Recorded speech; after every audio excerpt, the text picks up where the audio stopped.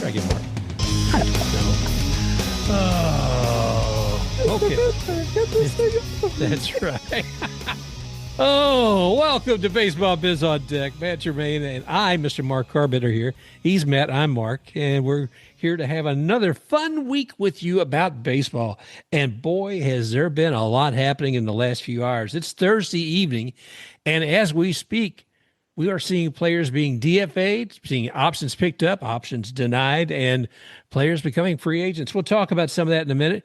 But before we get started, Mr. Matt, I got to tell you, this has been one of the most exciting World Series that I've seen that I can remember. Having 7 games with these two teams was absolutely insane. Yeah, they really left it all in the field. Like they were going toe to toe. It was like watching, a Rocky movie being being filmed in baseball terms. But I'm really happy that everybody got a good show. I think, it was evident that if you want to beat the Dodgers at all in the future, you're going to have to bring all your A game, right? We saw that with the Blue Jays, even though they had a few blowout games that they really took it to the Dodgers. If you're going to win a 7-game series against a team like that, you need a lot of things to go right. And you can't really give them a margin to earn it back. Well, some of the things that amazes me, if you just look superficially, total points scored over those 7 games. The Jays had 34 runs and the Dodgers had 26. So that tells you that there were missed opportunities during some of those games. And one of the things I was really glad to see, we shine on who the MVP is, but also want to shine on something like Ernie Clement. I think he had like 30 postseason hits this year. So outstanding performance by Ernie. Yeah, well, they had Alejandro Kirk had a really good series. Vladimir Guerrero Jr. had a really good series. Addison Barger was excellent both in the field and on the bases and at the plate. So they had a lot of horses churning, and that's why their bats were so lethal against the Dodgers pitching. Like they really got to Blake Snell. They were able to tag up Tyler Glasnow. They were able to get to a lot of the aces that the Dodgers put together. But I think their pitching in terms of the Blue Jays really did a stellar job as well. Like all the things that happened to the Jays, you can't really fault them for, right? Yes, Jeff Hoffman gave up that home run that everybody's going to remember, but there were a lot of instances in the series where the Jays pitching kept them in it, bailed them out, got out of bases loaded jam, etc. So I think the Dodgers lineup, even though they didn't do well with runners in scoring position, they really set themselves up to score a lot more runs than they actually did. It was interesting, though, going through the series, watching some of the highest priced players barely, crossing the Mendoza line. I mean, yeah, I mean, some of these guys are under 200 or right at it. It's like, you got to be kidding me, boys and girls. And that's when you see people like in the last game, you're seeing Max Muncy, you're seeing Miguel Rojas, you're seeing Will Smith, and Will has always been good, but seeing these guys, step up. It's not to say that Freeman wasn't doing work and Mookie, et cetera, but man, it was what was in the rest of the lineup that made a difference. Yeah, Miguel Rojas, how about that? If he doesn't tie that game with the home run, it basically the Jays win it.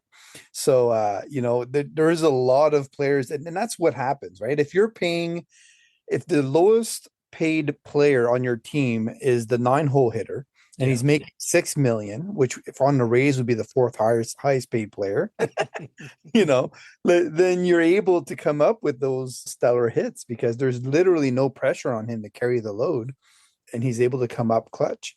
So the only other thing I would mention though is you're seeing a transition, I think, where you're mentioning the age of a lot of those Dodger greats.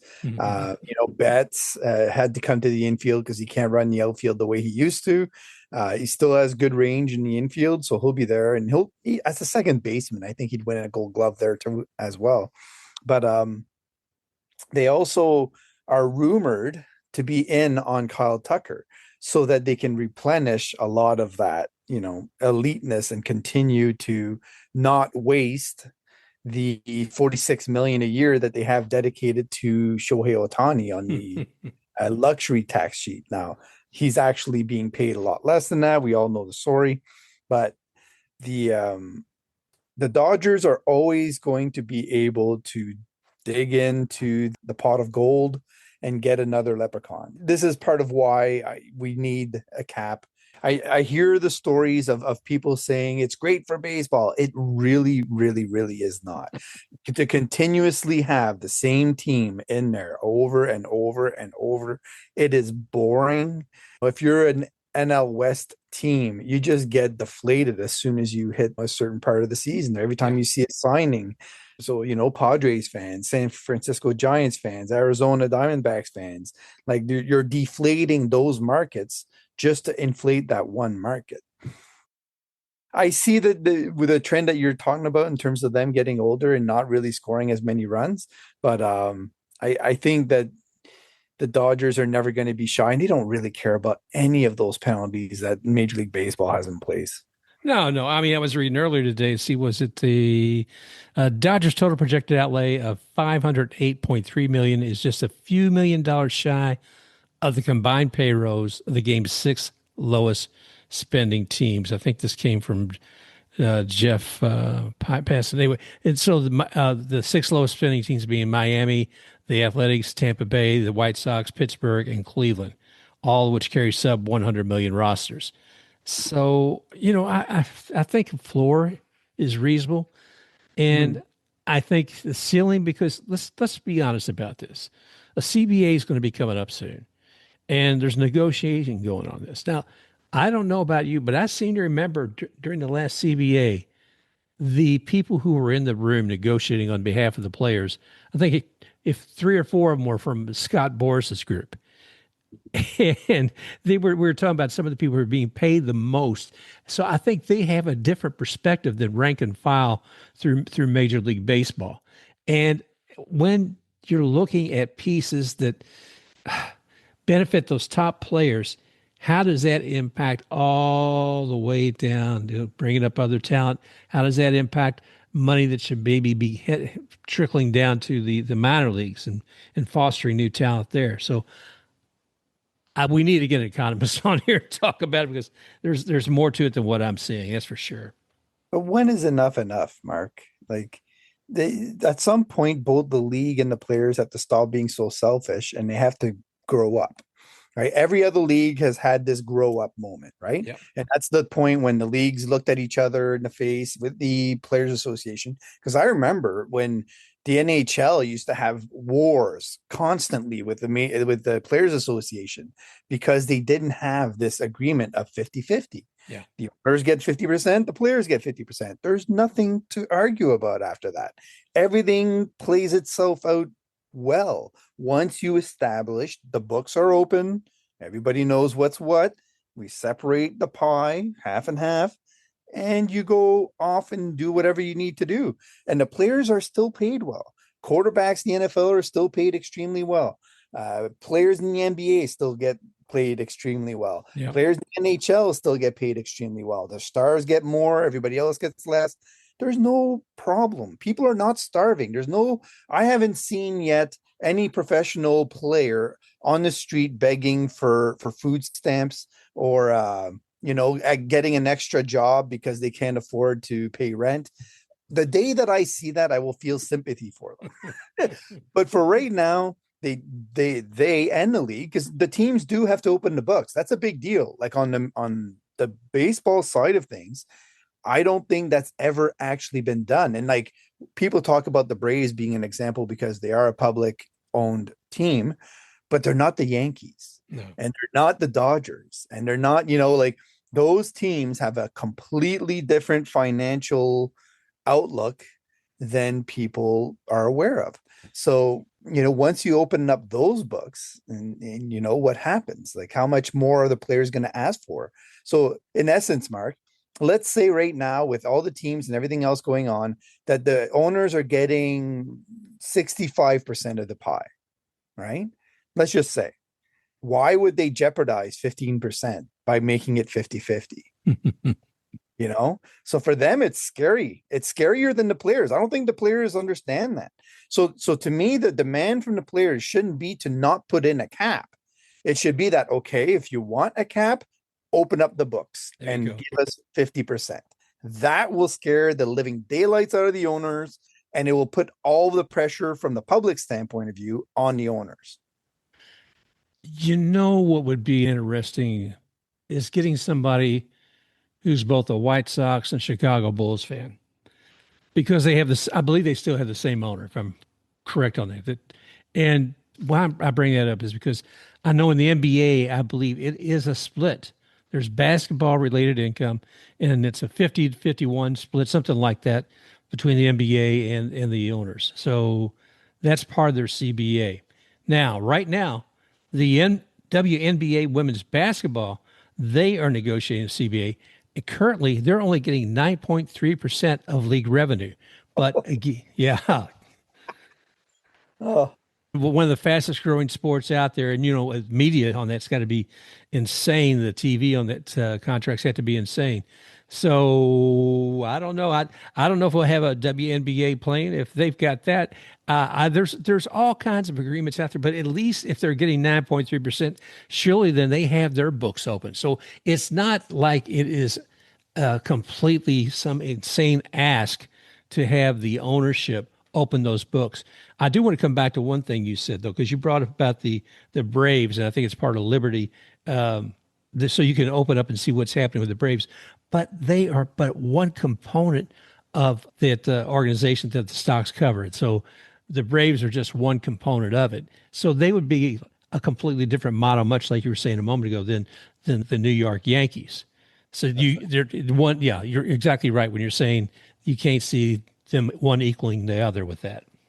no, not at all. And like, to see the books, you would have to see how much Pittsburgh, that was somewhat public, right? When the 4 teams got brought out, and I think they were taken to court, if I'm not mistaken, or something happened where people were saying they were taking in more money and not putting it back into the roster or into operations, to the point where they were pocketing, 40, 50, 60 million dollars a year, just to be beat up on by the big, larger market teams, basically.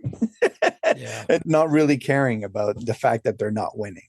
That was the argument. Now, I think that's gone away, and it's gotten settled in some way, shape, or form for a few of the teams, but I'm not sure if it's all of the teams. But regardless, like the CBA to me, any union interaction with an organization has to start in good faith. And if somebody like Bryce Harper is going to sit there and get face to face with the commissioner and start negotiations that way, it's not productive. It's antagonistic, it's egotistical, it's selfish, and it doesn't get them anywhere near the point where the owners will be open to discussing things. So if they're going to have a non-work stoppage process, they need to grow up, and they need to use their brains and to get the right people in charge. And that's where I was disappointed, Mark. I wanted them to establish new leadership within the Major League Players Association, and they didn't do that. They kept pretty much all the same pieces in play. So now all that baggage, all that animosity remains from the last one, and it's just going to keep growing. And in the NHL, that happened. I've seen it happen where it just, the commissioner and the head of the Players Association doesn't get along, and they can't really communicate well. So it just keeps getting, there's too much noise in the conversations, and nobody's able to get the right way ahead. I could certainly see that. I mean, like I said, we're talking about some strong personalities in the first place, and if they've been, going loggerheads against one another, it's going to be difficult to see setting personalities aside to come to some reasonable understanding of even what are the basics of what this agreement should be about. Because sometimes the whole idea of the personalities becomes the issue instead of actually taking care of business. But by the same token, Matt, I really have a hard time trying to see these owners open the books and doing that. I just can't see it, brother. Yeah. The other thing I don't like is on the Major League Baseball side, them starting the conversation with, we're okay with not having a season. Oh, Like, is that really, and it's just, it goes back to the same thing about him calling it a piece of metal when he's found about the World Series trophy. If you don't respect the game and you don't respect the fans, what are you doing? Like, you're not a leader at that point. You're not a good representative of the game. Like, get out. Like, move on. Go do something else. You're obviously not passionate about it. Like really, like, Rob, go away. Go do something else.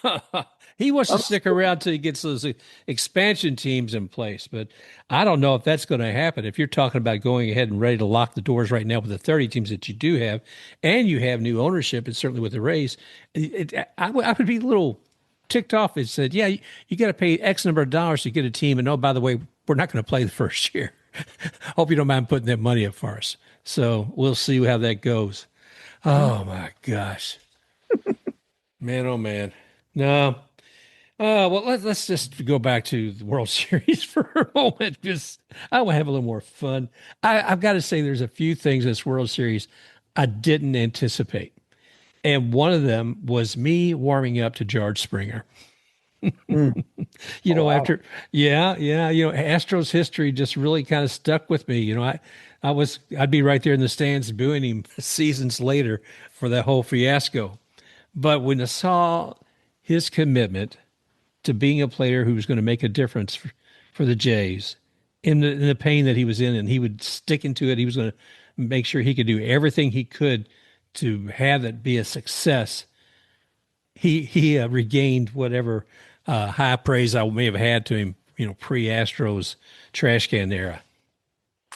Yeah, he definitely, he's loved by Jays fans. Like, they really, really, have taken to him. They know how much he's meant to Vladdy Guerrero Jr.'s development. And I think he's allowed Vladdy to grow into his own personality over time because he's taken a lot of pressure off of him. Yeah. But to lead it off like that and be hurting, it was like watching Kirk Gibson out there between him and Bo Bichette. Both of them were so hampered by the injuries. It was just insane that both of them could be in the lineup at all. It's inspirational, and it sets the tone for a few years. Like, all those players that were on that squad, now they're not going to be as quick to put their hand up and say, oh, I'm hurt, I can't play. Right?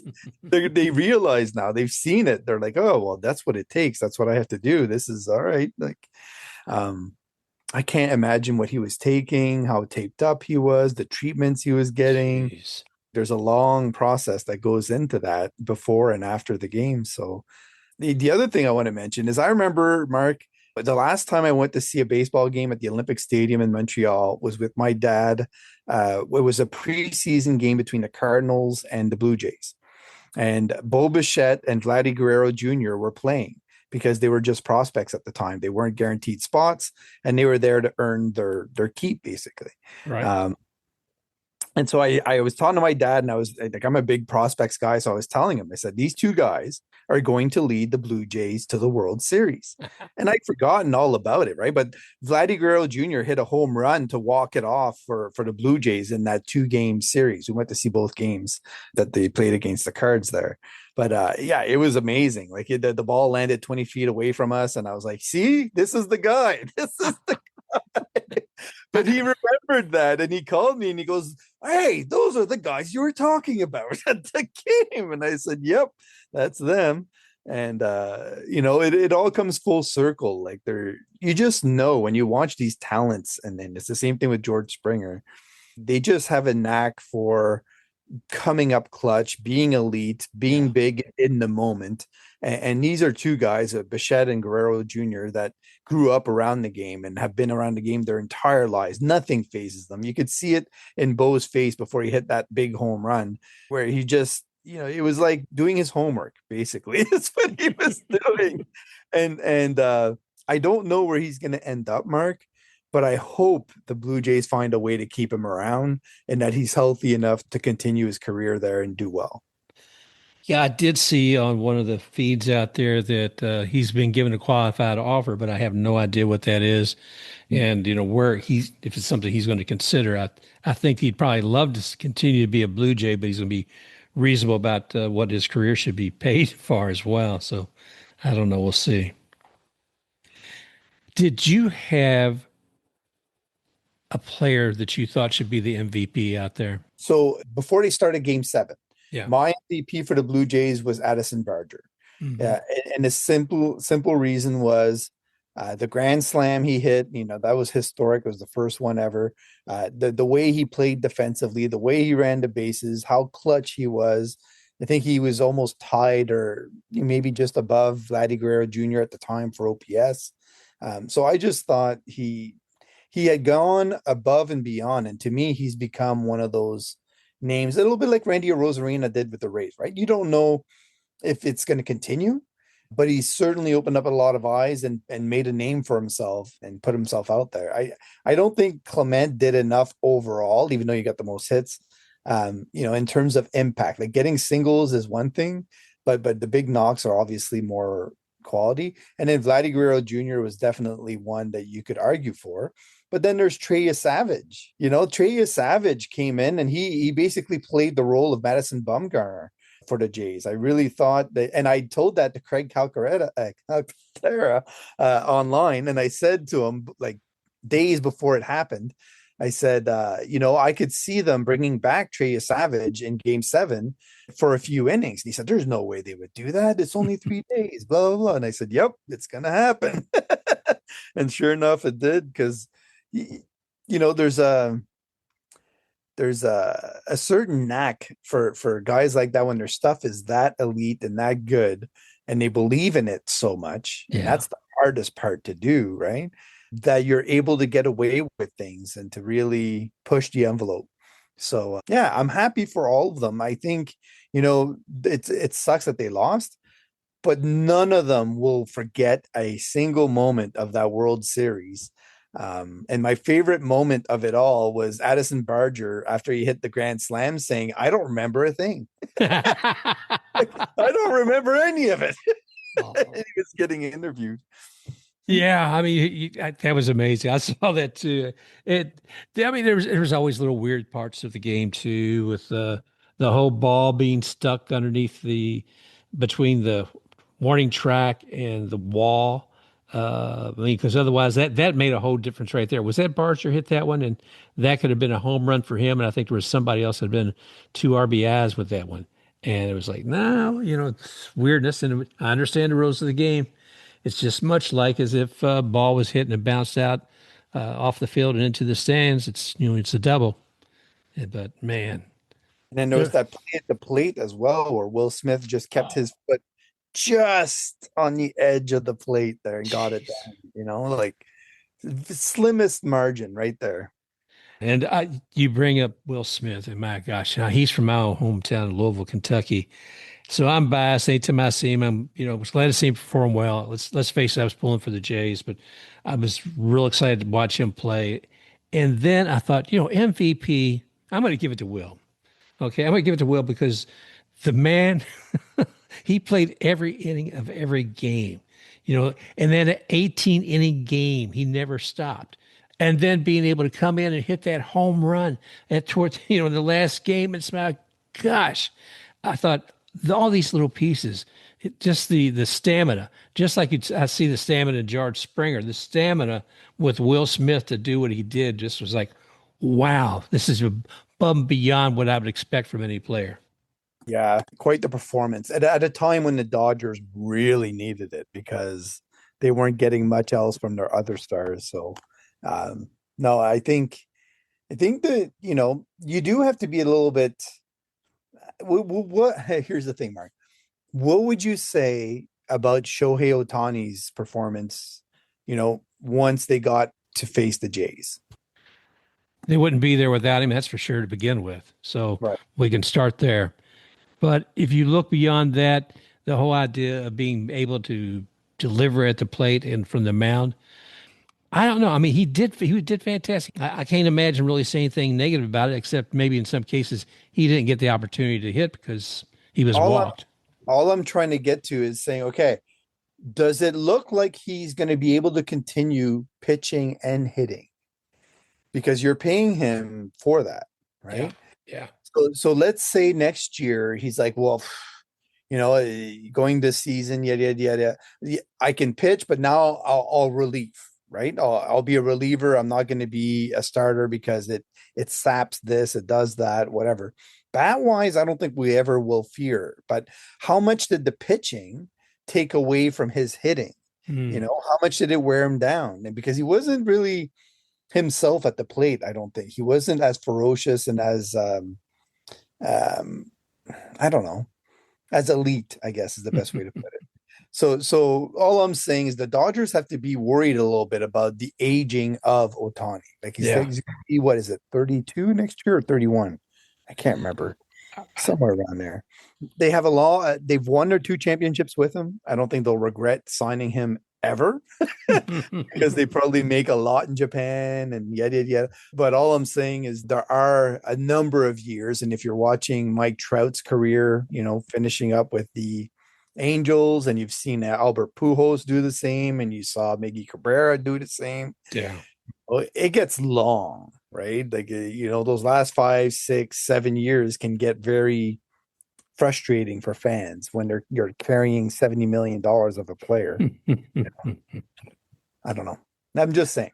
No, I see that. I am curious too to see how that may impact his career continues on. And if you're playing postseason, man, that's a lot more games that you got to add to what your year's going to be like, and that much more wear and tear on the body. But let's see. Oh, here it comes.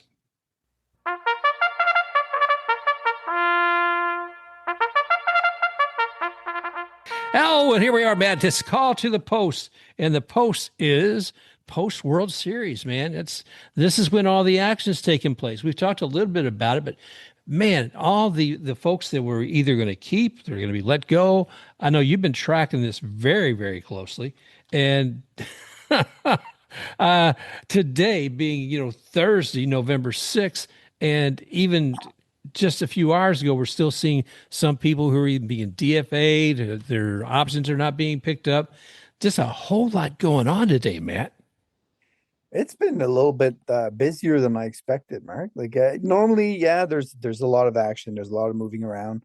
Here's the thing I'll say, okay, and I'll frame it this way because I think it is applicable, okay? If a team is able to move on from 1, 2, 3, 4, 5, 6, 7, 8, 9, 10, 11, 12, 13 players, the day that they have to sort out some things with the roster. And then before that, they had already moved another 5 players. Now you're up to 18, right? So almost half of your 40-man roster. What does that say about your 40-man roster? And all you got back for those was cash. That says everything about the Rays roster for 2025. It was not well built. And it's as simple as that. Because if you're able to walk away from it the way that they have, it just points to a lot of bad decisions. So in a way, I'm encouraged because they're making the changes, they're doing the things that, the cleaning house that they need to do.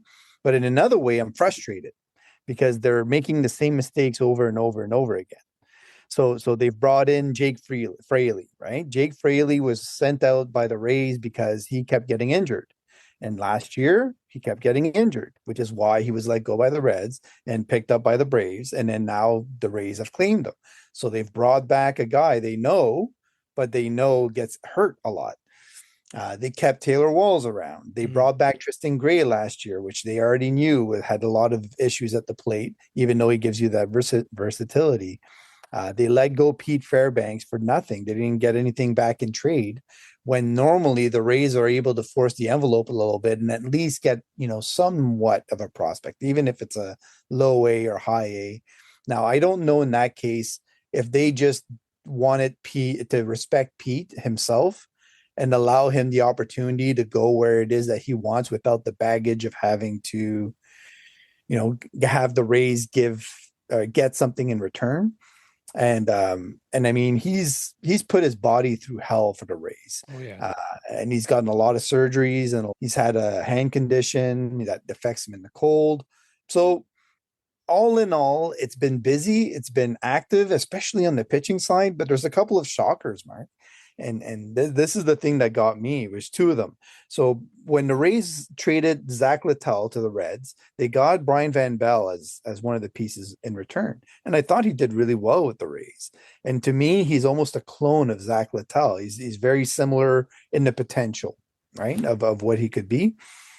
And they let go Ian Seymour, which to me was one of the better arms that they had in the rotation to close the year. So I was extremely confused with the Ian Seymour, drop. I don't know. Maybe there's an injury we don't know about yet, and it'll come out.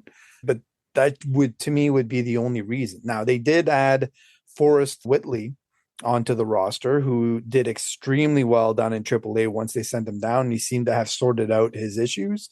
So the Ian Seymour drop is more than likely in order to add him and some of the 60-day IL guys back onto the 40-man roster. And the other avenue I would say, Mark, is that there may be somebody that they're targeting in that Rule 5 draft, or a group of players that they know they want to aim for. But the next thing that I'll ask you, and just give me your honest thoughts, okay? If you're going into the off season and you know the Rays, you know the way they operate, and I give you, the names of Johnny DeLuca, Jake Fraley, Josh Lowe, Jake Mangum, Christopher Morel, Richie Palacios, Everson Pereira, Tristan Peters, Chandler Simpson, and Ryan Vladdy. That's 10 outfielders that they're carrying on the 40-man roster. Like, what is going on there? and none of them are ideal, and none of them, well, except for maybe Chandler Simpson, you could say is locked in. And a lot of them don't have any options. So there's going to be a lot of sorting, and it's an indication that the Rays are really lifting every rock, looking underneath it, trying to figure out their outfield mix. And they weren't satisfied with it before. So when they add Jake Fraley, he's a lot better defensively than Josh Lowe has been. Josh Lowe has been one of the worst defenders in the outfield over the last 2 years. Yeah. So, they're trying to upgrade a little bit there. But how many days is he going to play? How injured is he going to be? He's about the same performance when it comes to how they face right-handed pitching. So he'll give him the same kind of deal. So I don't mind the move. I'm just confused as to what they're going to do with all the guys that they're not going to have room for once they start adding all the pitching that they're probably going to bring aboard. I mean, what are you going to do? How many of these folks are you going to wind up sending back down to AAA if you've got to make room for somebody on that roster, Matt? And as you pointed out, how many of these guys are outfielders, but how many of them are utility guys like Joey Wendell? Is there anybody like that when you look across all those outfielders and say, well, get somebody I could really be flexible with? I think Richie Palacios is the one guy that has some infield value where he could play second base if you really needed him to.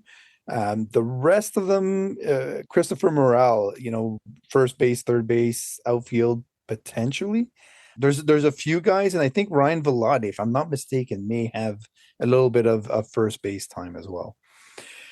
But all that to say that, when they sent out Pete Fairbanks, I also looked over and said, okay, well, refresh my memory as to who they have as closing options. Well, Griffin Jax is everybody's more than likely favorite pick.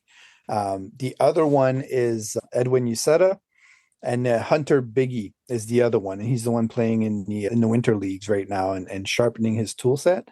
The two other outliers I'll throw out there that could potentially be in the mix, or actually there's three. There's Forrest Whitley that I mentioned before. There's Yaniel Carret, who, if he's not starting and they want him to relieve, he could be a viable closer. And the other one, Mark, is what if Shane McClanahan can't get himself healthy enough to start? What if? Then you can use Joe Boyle in the rotation or Forrest Whitley, and then you go with Shane as a closer. To me, that's intriguing in a way, even though it's sad for Shane, and I don't wish it on him, and I hope he can continue to start. I think he would be lethal in that closing role if ever he gets healthy enough to even take that on. So he could be our next Pete Fairbanks if he's healthy. Right. Him, and there's also another one I'll mention is Manuel Rodriguez. He's went under surgery in I think the 8th of August. So next year, maybe around July timeframe, he may be ready to contribute, and he's another closer potential guy.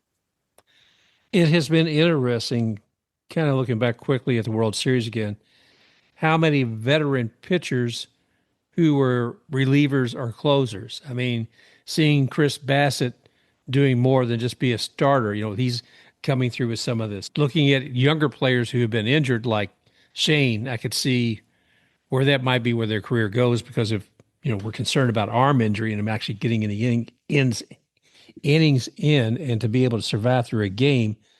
I mean, that's going to be maybe the future.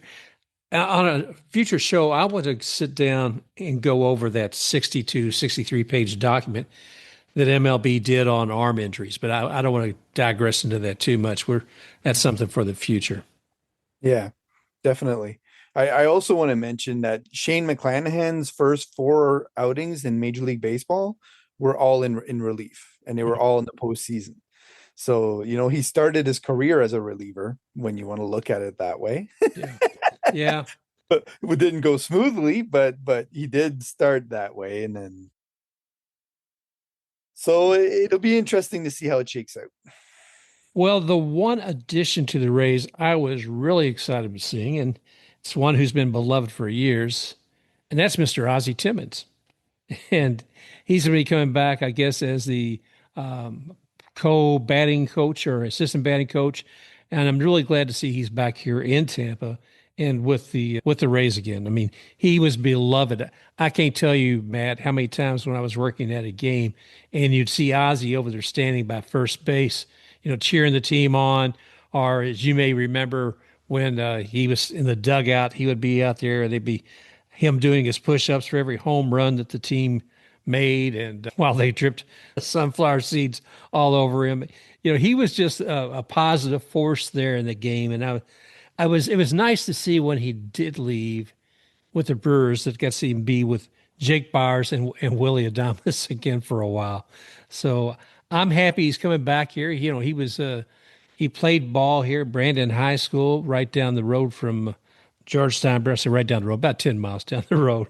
But, he had quite a history as a hitter and as a player long before he ever joined the Rays. To me, that's a special moment in the midst of all these changes going on. I think having Ozzie back is going to be a good thing. Absolutely. I think sometimes you don't really pay attention to things the way that, we probably should. So when I look at Ozzie Timmons with the Brewers, what I think of is looking at the whole team, right? Because that's what hitting coaches do. They impact the entire team, and they kind of have input.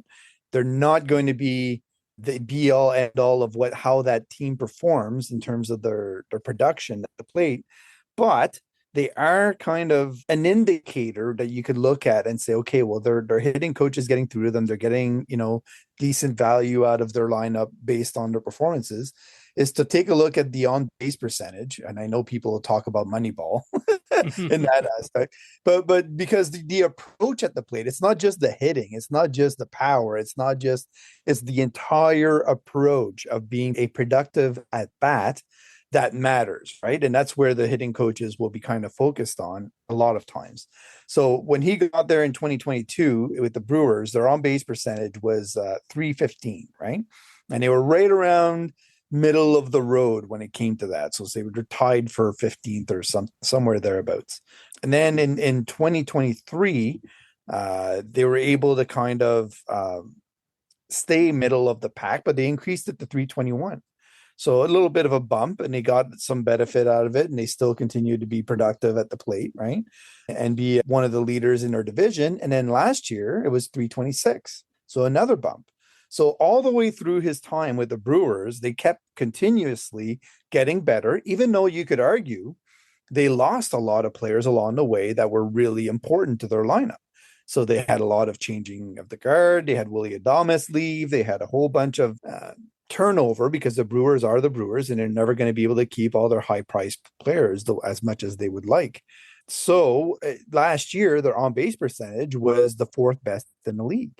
Or sorry, not last year, in 2024. So, it's an important piece because when I look at the Rays and how they can actually compete with a lot of these other teams, we just saw the Blue Jays do it. If you can be a pesky lineup, where did the Blue Jays rank in the league 2025 in on base percentage? They were first. Who was second? The Brewers. So, this is the way, and they're the two teams that ended up facing the Dodgers last. This is the way that you can compete even when you don't have the high priced players aboard. So when you go back in time and you look at when the Ozzy was with the Rays, they were 10th in 2020 in terms of their on base percentage. When you're looking at 2021, they were 10th again. You look at 2022, they were let me see here. They were a little bit lower in 2022. They ended up 309. So around 20th. 2023, I think that was the last year they were in the playoffs, wasn't it? That sounds right. Yeah, they were fourth with 331. That's when they won close to 100 games. Anyways, so they were doing really well in those years that they ended up doing well to get to the playoffs. And the last 2 years, we've seen a drop off again. And last year, in 2024, they were at 24th in the league with a 302, which was really bad. And then this year, the Rays were 20th with 313.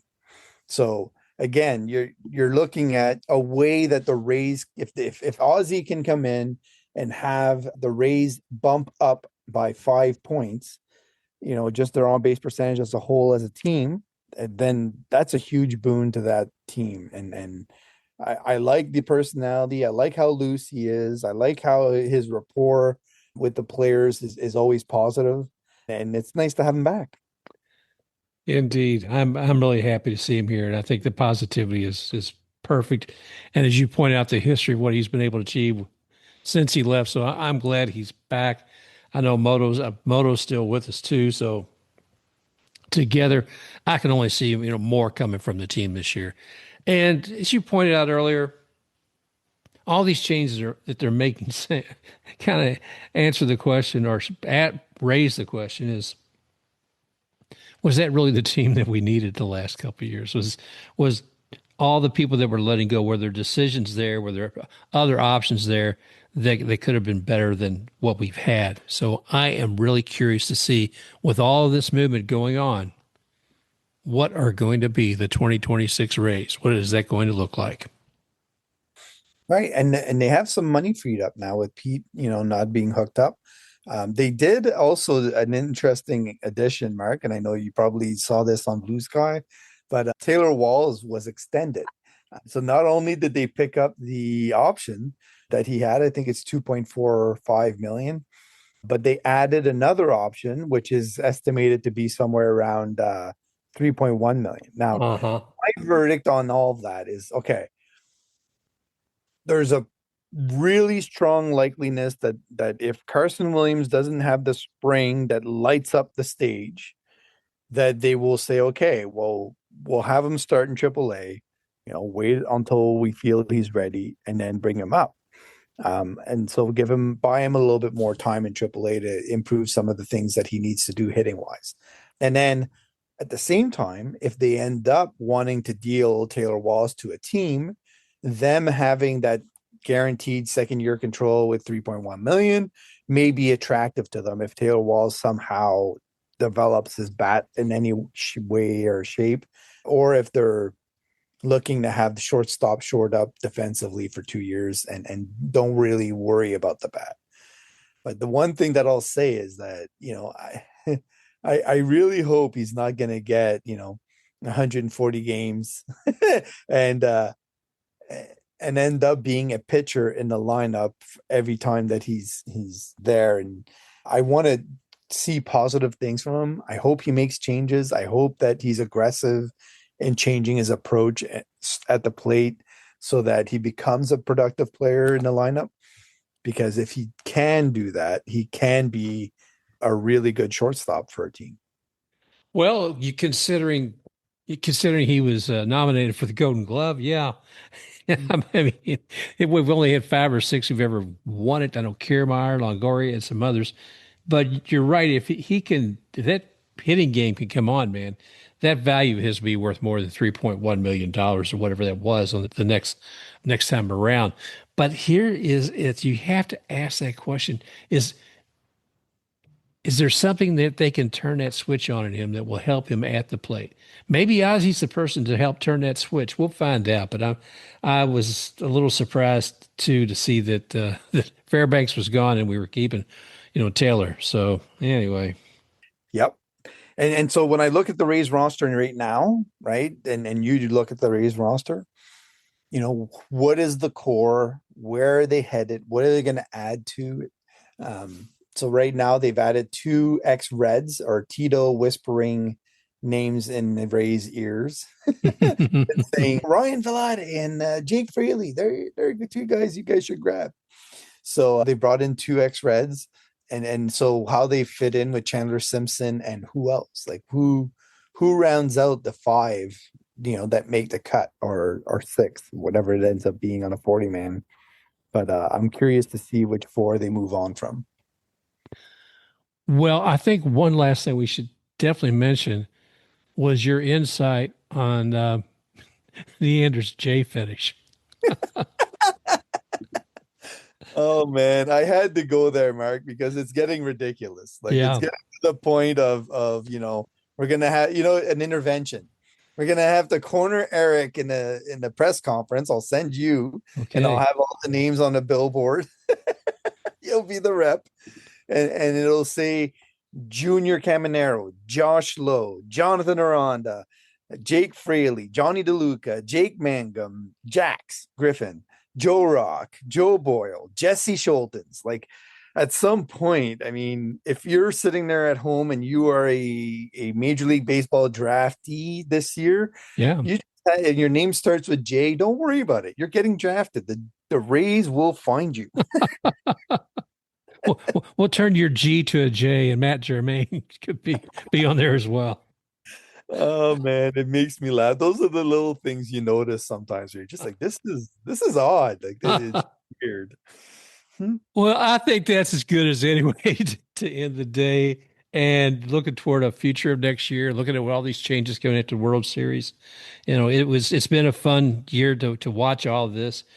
We'll be covering a lot more of whether we're looking at winter ball, looking at the WBP PBL coming up, Women's Professional Baseball League, and I'll have more on that because in a couple of weeks they do have their draft, and I'm waiting for an answer from a couple of folks, so we'll have more on that as well. And outside of that, man, it should be nothing but fun looking at watching these youngsters come up. Yes, and I do like that. I'll throw out a little tidbit where the Australian Baseball League is starting play next week. So the Rays players taking part in that should be announced soon. So look for that on Blue Sky and elsewhere. I think you can find the games online. So anybody that's interested in watching some baseball over the winter, you look up the Australian Baseball League and they should have a feed that's available to you and free. So that's an interesting tidbit. And also the WBC, Mark. You're going to start hearing whispers about who's going to play for who and who's going to be available for that. So that's going to be an interesting one coming up for 2026. All righty, my friend. Okay, well, thank you all again for joining us here, and we got all that to look forward to. And next week, we're going to have some more fun. So thank you again for joining us here today on Baseball Biz on Deck, and we look forward to seeing you again real soon. You have been listening to Baseball Biz on Deck. Just a reminder, if you enjoyed this show, go ahead, like, and subscribe to Baseball Biz on Deck. Also, you can find Matt at matgermain.b/skysocial. That's Matt at matgermain.b/skysocial, or Mark at baseballbizondeck.b/skysocial. You may also find Baseball Biz on Deck at iHeart, Apple, Spotify, Amazon Music, and at baseballbizondeck.com. Special thanks to XTakeRUX for the music, Rocking Forward.